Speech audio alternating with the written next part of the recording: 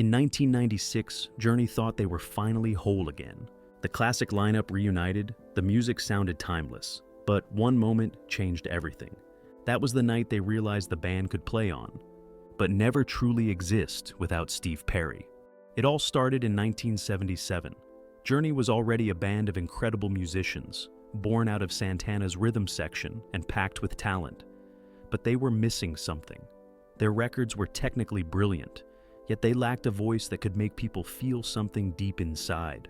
That's when a young singer from California named Steve Perry entered the picture. He wasn't just another vocalist auditioning for a job, he was a force of nature. Perry's tone, smooth, soulful, and soaring, carried the kind of emotion that could make an arena feel intimate.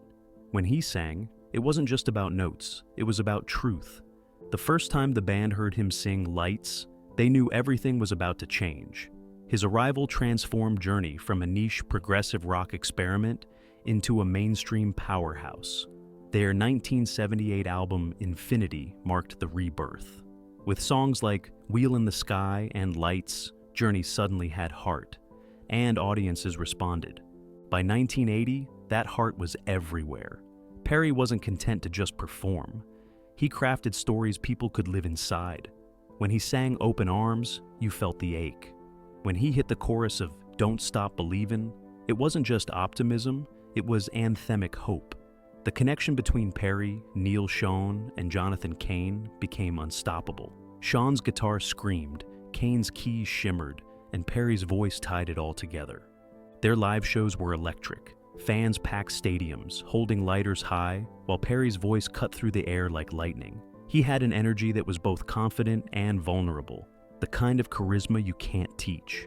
Between Escape and Frontiers, Journey became one of the biggest bands in the world. Platinum records, sold-out tours, and non-stop radio play. The American dream of rock and roll perfection. Yet even amid the glory, Perry's drive for perfection kept the band constantly on edge. He pushed everyone, himself most of all, to their limits. But for now, they were untouchable. Journey had found its soul, and the world couldn't get enough. What they didn't know was that the very fire making them unstoppable would soon start burning them from the inside. By 1983, Journey stood at the top of the world. Their songs ruled the charts, their tours sold out stadiums, and Steve Perry's voice had become one of the most recognizable sounds in rock. From radio to MTV, Journey was the sound of the 1980s. But behind the flashing lights and platinum records, the band was beginning to crumble under the weight of its own success. The first cracks appeared during the endless touring cycle, night after night, city after city. The applause was deafening, but exhaustion was even louder. Perry, a perfectionist to his core, demanded excellence not only from himself, but from everyone around him. Every vocal take had to be flawless. Every live note had to hit with emotion. But the more he pushed for perfection, the more strained the relationships became. Guitarist Neil Schon wanted to keep the edge, the raw, fiery energy of a rock band. Perry leaned toward melody, soul, and emotion. Keyboardist Jonathan Cain, who had co-written their biggest hits, often found himself caught between them, the bridge between fire and feeling. In interviews years later, Cain admitted, "We were a family, but like every family, we fought." The creative tension fueled brilliance, but also resentment. Then came Raised on Radio in 1986, the album that would expose every hidden fracture. Perry took control as producer, determined to craft something deeply personal. The result was stunning, a smooth, radio-ready sound with heartfelt lyrics. But the process came with a cost. Longtime bassist Ross Valerie and drummer Steve Smith were dismissed mid-session. To them, it felt like betrayal. To Perry, it was a necessity. The album became a hit, but the chemistry that once made Journey unstoppable was gone. On tour, Perry's energy began to fade.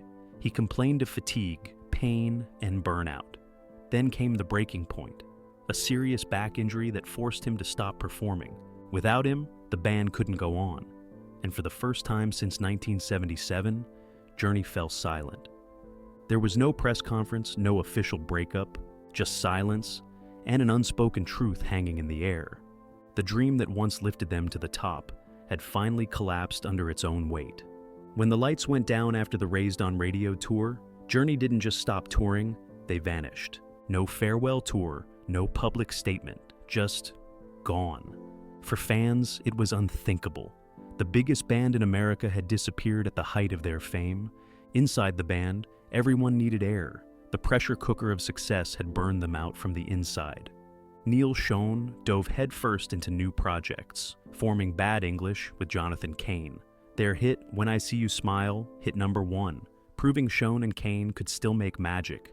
But it wasn't Journey. It didn't feel the same. Meanwhile, Steve Perry withdrew from the world completely. He'd gone from selling out arenas to avoiding cameras. Friends said he was exhausted, emotionally and physically. For the first time in his life, the man with the golden voice didn't want to sing. He'd given everything to the band, every note, every ounce of energy, and now he was empty. Perry spent those years chasing something most people in his position never find: peace. He'd walk around small California towns unnoticed, just another face in the crowd. He once said he didn't even sing in the car anymore. The silence was his way of healing, but to fans, it felt like abandonment. By the early 1990s, the world had changed. Grunge had taken over. Arena rock was fading. Yet, even as the musical landscape shifted, Journey's songs refused to die. Don't Stop Believin' still played on radio stations every day. People still slow danced to Open Arms. Perry's voice haunted every jukebox in America, a constant reminder of what was lost. Behind closed doors, record executives at Columbia were desperate. They wanted a reunion. The fans demanded it. Neil Schon and Jonathan Cain reached out. Quiet conversations started, letters, phone calls, slow reconciliation. And eventually, Steve Perry answered. After nearly 10 years of silence, he agreed to meet. Old wounds hadn't fully healed, but the pull of the music, the bond they'd once had, was stronger than the pain. What began as a cautious reunion turned into something no one expected. Because when they finally stepped into the studio again, the magic came rushing back. It was 1996, and against all odds, Journey was back. After nearly a decade of silence, Steve Perry, Neil Schon, Jonathan Cain, Ross Valerie, and Steve Smith reunited for what fans thought was the impossible: a new album. The moment they stepped into the studio, it was like time folded in on itself.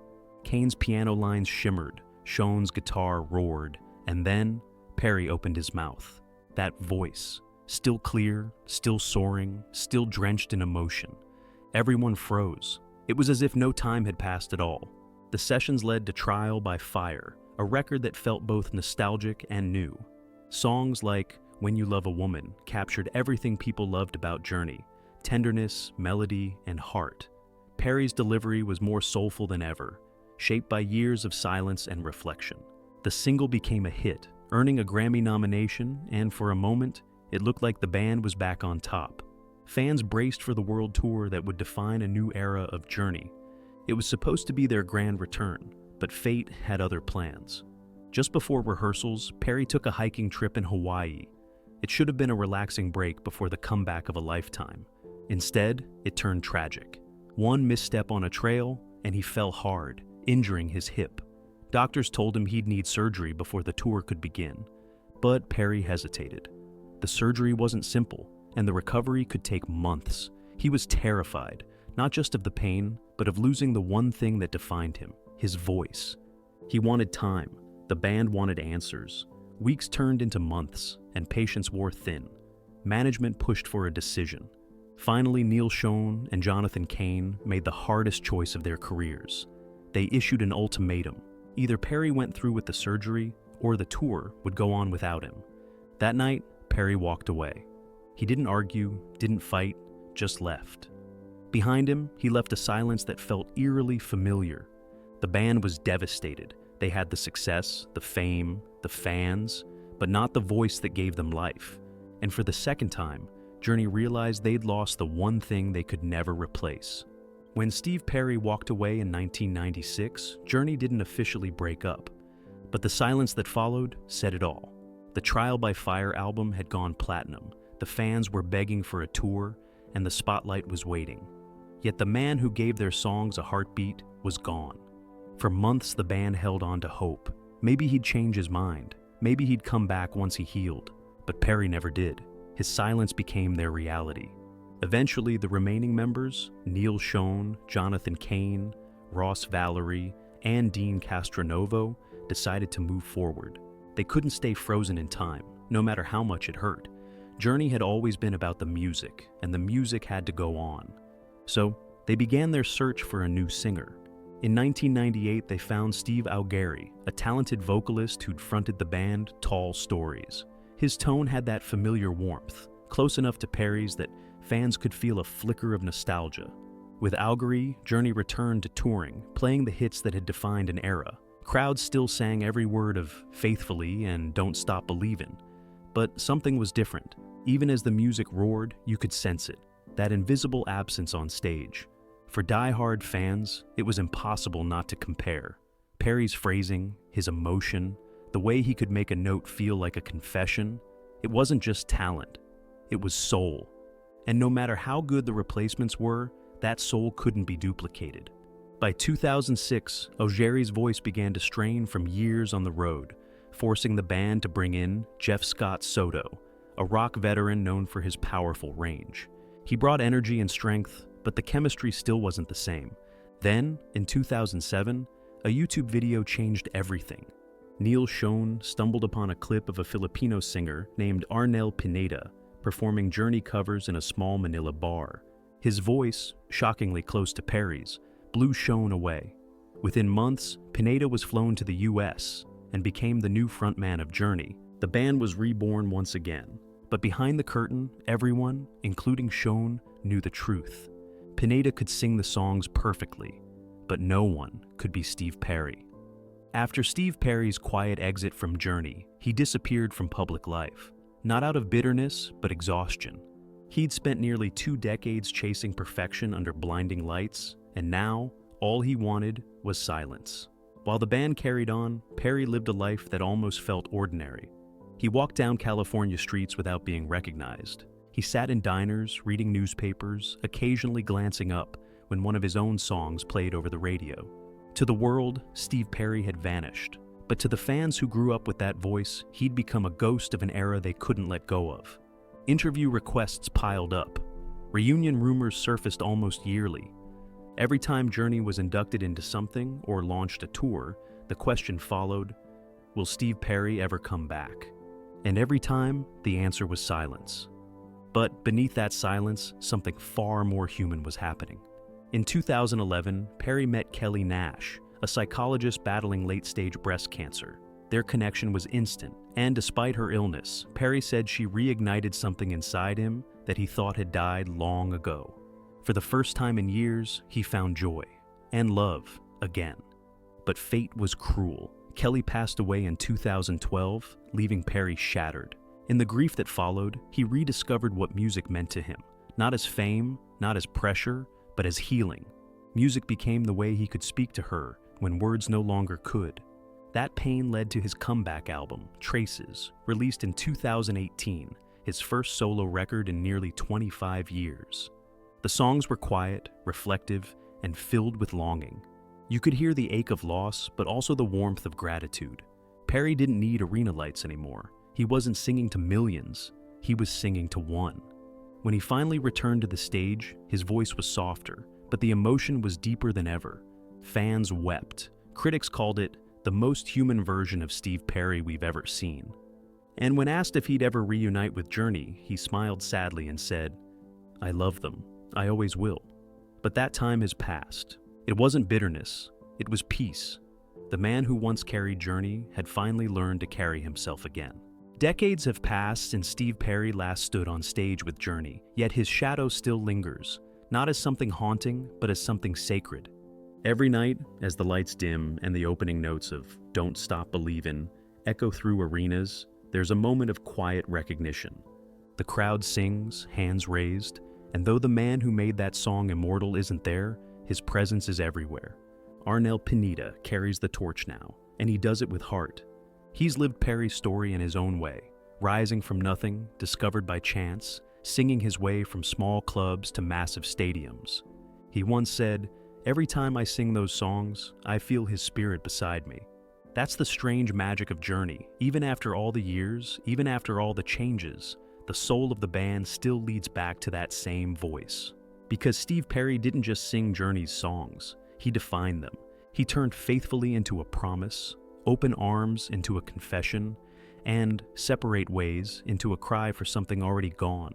He gave rock music a tenderness it didn't know it needed, and that emotion became the foundation of everything Journey ever stood for. In 2017, when the band was inducted into the Rock and Roll Hall of Fame, fans hoped for a miracle, one last performance with Perry. He showed up, smiling and gracious, embracing the band he once led to greatness. He didn't sing that night, but he didn't need to. His presence alone brought the audience to tears. It was as if the universe had finally allowed everyone to say goodbye, not with words, but with respect. Journey still tours, still sells out arenas, still inspires generations. But even the band members know that what they built with Perry was lightning in a bottle, a kind of magic that only happens once. Because the truth is simple, Journey can move forward, evolve, and even thrive. But the soul of Journey, that unmistakable ache, that emotion that made millions believe, will forever belong to Steve Perry. The man who didn't just give them hits, he gave them heart. Steve Perry didn't just sing for Journey, he was Journey. His voice still echoes through every arena, every memory, every note that refuses to fade. Because legends don't end, they echo. If you love stories behind the songs that change music forever, hit subscribe to Backstage Melody, where the greatest voices never stop singing.